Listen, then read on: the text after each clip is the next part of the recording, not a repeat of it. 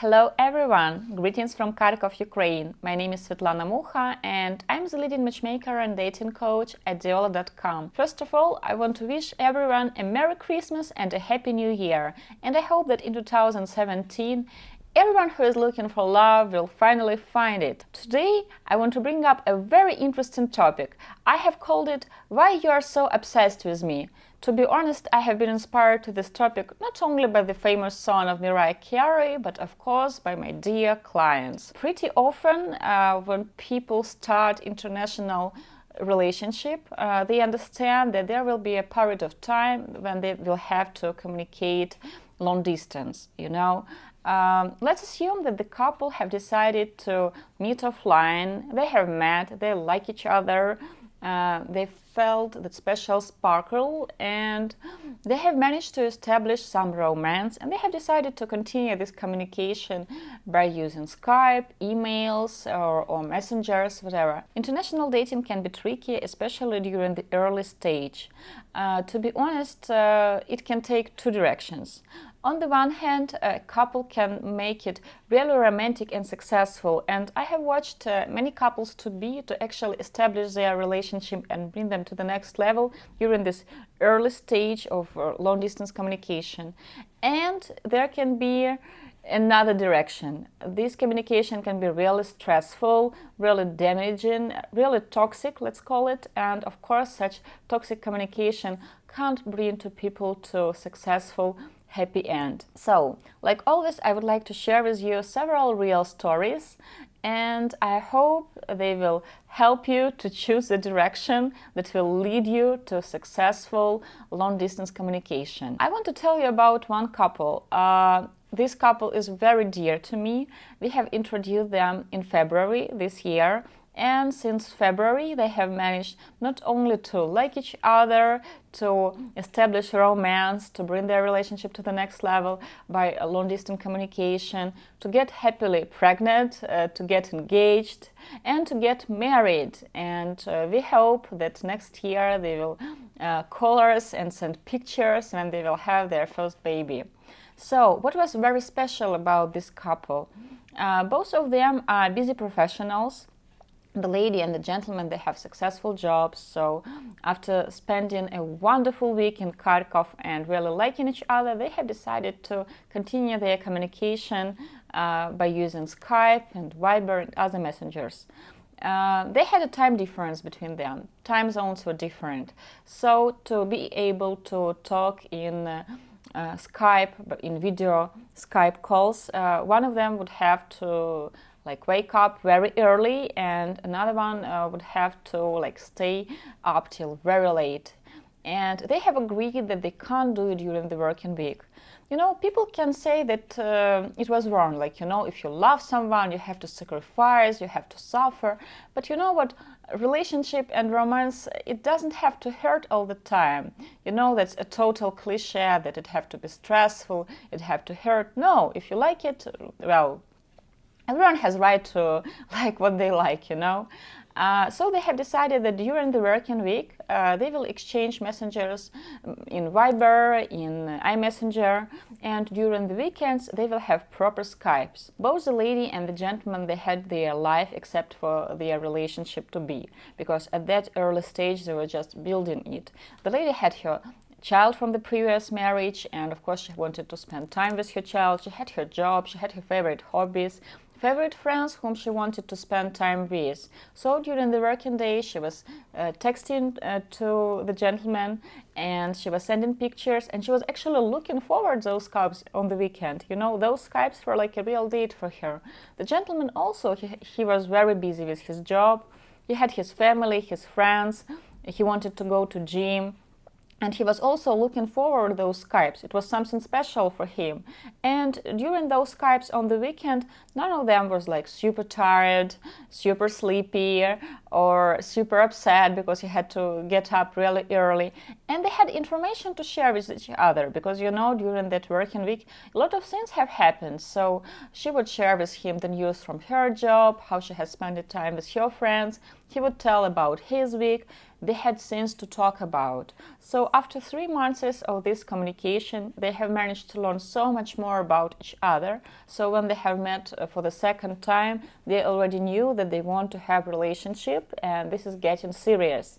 So their long-distance communication actually has helped them to get to know each other.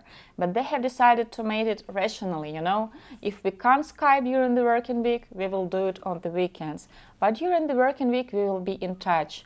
There was no obsession that, for example, oh, he is not texting me now, maybe he doesn't like me, or she hasn't sent me a picture today.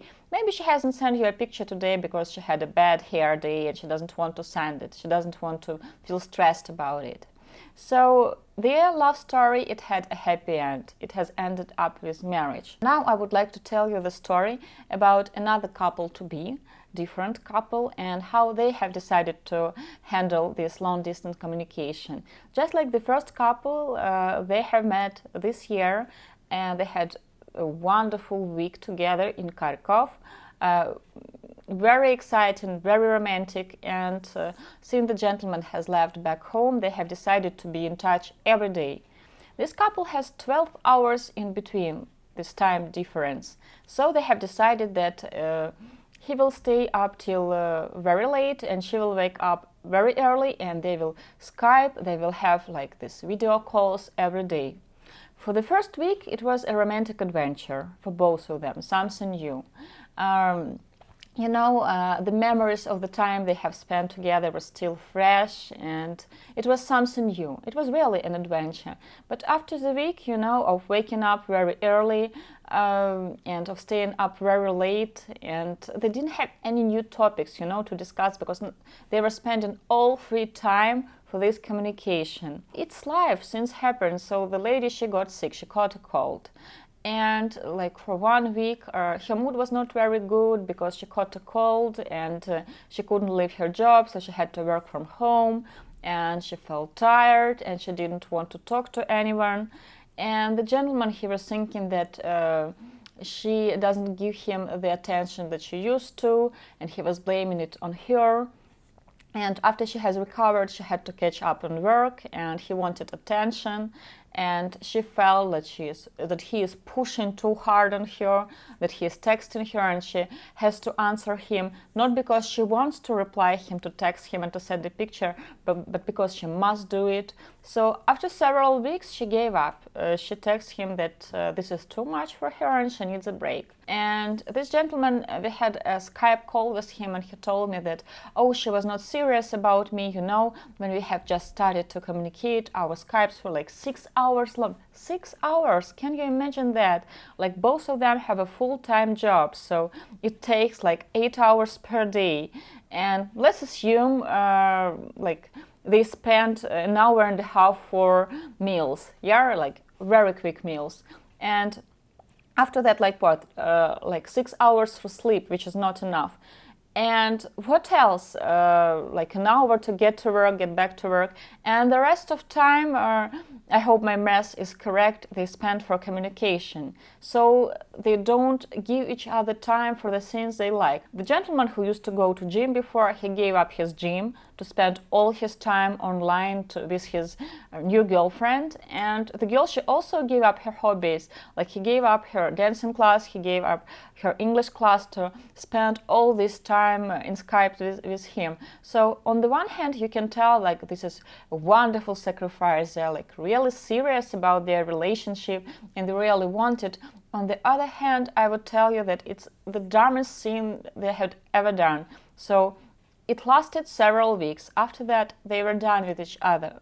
And it is very sad because actually those relationship on early stage, they had such a huge potential, but they both have ruined it. They ran out of topics to discuss because nothing new have happened. Like, what have you done? Oh, I have slept. And what have you done? Oh, I went to work and now I'm talking to you. Finish. That was it. Another story that I want to share with you about being too obsessive is about the lady.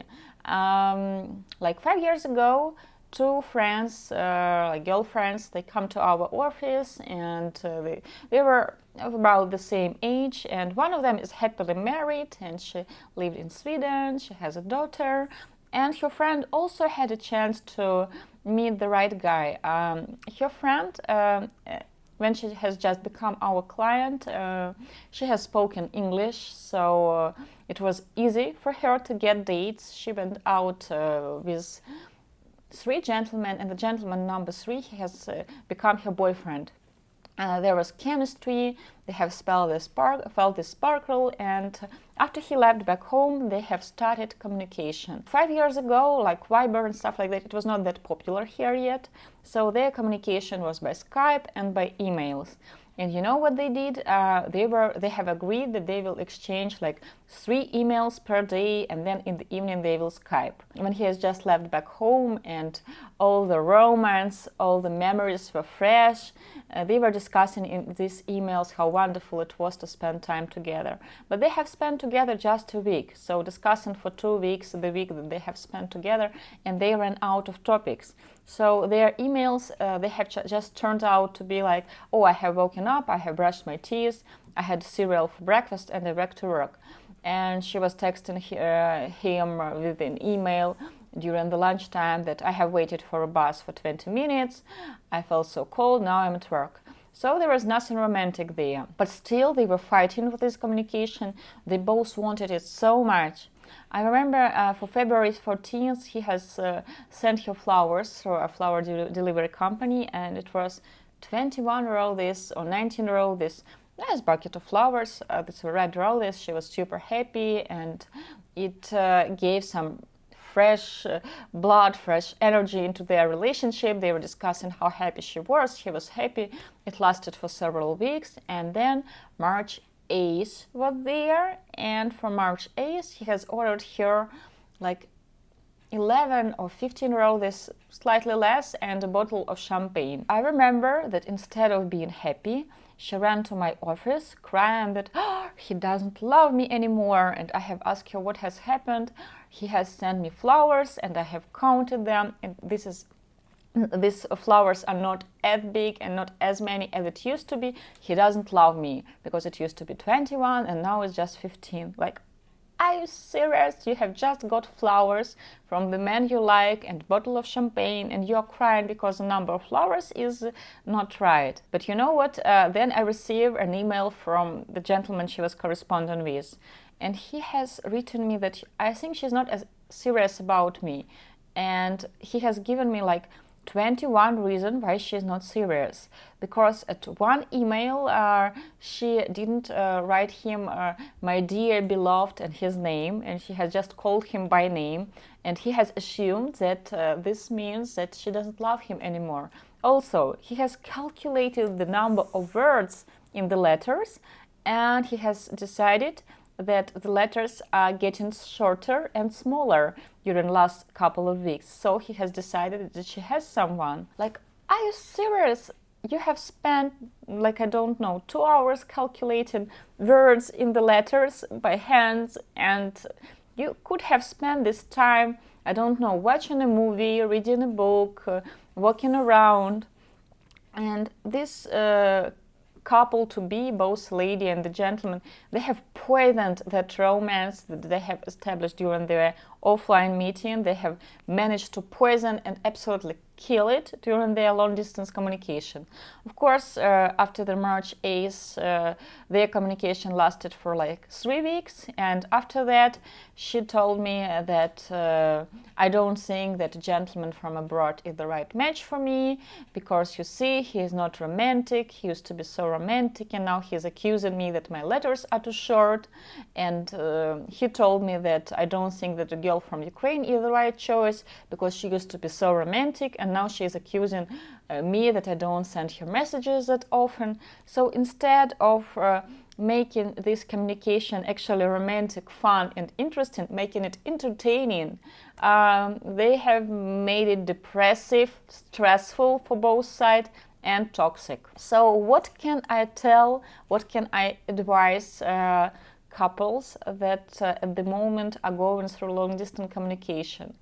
Long distance communication should be fun, should be easy, should be romantic. If it is not fun, easy, and romantic, then you have to change something. You have to change the approach, you have to change your attitude. If you receive messages from the lady like every day, this already means that she is interested in you, that she is serious about you. And it doesn't matter how many words she has used there. It doesn't matter if in the first letter she has called you dear and now she has called you by name. It doesn't actually matter if at the end of the letter or message she has written, I kiss you, I love you, I hug you, or dear, till next time. It doesn't matter if she is texting you, if she is messaging you, she is investing her time, her energy into this communication. And ladies, if the gentleman, for example, last week he has called you 3 times and this week he has called you 2 times, this doesn't mean that he is not interested. Maybe he was just busy. Maybe the week was stressful. You know what? We are all human beings. I'm sure that everyone has experienced today when, for example, you had a difficult client, it has started to rain, I don't know, you have missed your lunch and you have been hungry all the day long, you have missed your bus, your car has refused to drive, somebody has called and the phone, and this conversation was very unpleasant, your phone has died and you can't call a taxi, you broke a nail, so many stressful things. So sometimes after the long day, all you want is lay down calmly at home, maybe have a glass of wine or a cup of hot tea or cappuccino, and you don't want to talk to anyone. And with this mood, it is better to sleep it off, you know, to wake up fresh and to start the next day with a smile on your face. But instead, on that very stressful day, you have to text someone or you have to make a Skype call. Not because you want it, but because you have to. Guys, this is ridiculous. If your mood is not very good, it is so much wiser to text that person that, you know what, I had a very long day and I really need to catch some sleep now. Can we please talk tomorrow? I'm sure if the person on the other side of the screen is a normal, rational human being, he will understand. So, at the end of this video, I want to wish all of you only successful long-distance communication. Don't be obsessed with the person on the other side of the screen. Understand that there must be life except for this communication, because the person you like, he or she liked you for the way you were. You were optimistic, you had all those hobbies, all those interests. And if you turn into this person who is all the time looking at the screen, if she has written to me or she hasn't written to me, maybe that person won't like you anymore like that. So be happy and bring this happiness to the one you like. I wish you all strong mutual love. Love you guys. Bye.